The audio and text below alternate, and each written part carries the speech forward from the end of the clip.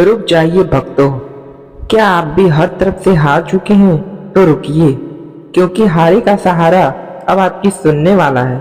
आज बाबा श्याम का यह मंत्र आपके सारे दुख का हर लेगा। अगर आज यह वीडियो आपके सामने आई है तो समझ लीजिए बाबा श्याम आपकी झोली भरने वाले हैं और आपकी आर्थिक तंगी को दूर करने वाले हैं। इस मंत्र में छिपा है धन प्राप्ति का गुप्त रहस्य, जिसको यदि आपने सुन लिया तो आप धनवान बन सकते हैं, करोड़पति बन सकते हैं। बाबा श्याम का यह धनदायक मंत्र, जिसको सुनने से ही आपकी आर्थिक तंगी तत्काल नष्ट होना शुरू हो जाएगी। तो भक्तों, बिना देरी लगाए बाबा श्याम जी पर विश्वास कर श्रद्धा और विश्वास के साथ यदि इस मंत्र को आपने सुन लिया तो अभी आपकी सभी धन से संबंधित समस्याएं दूर हो जाएंगी।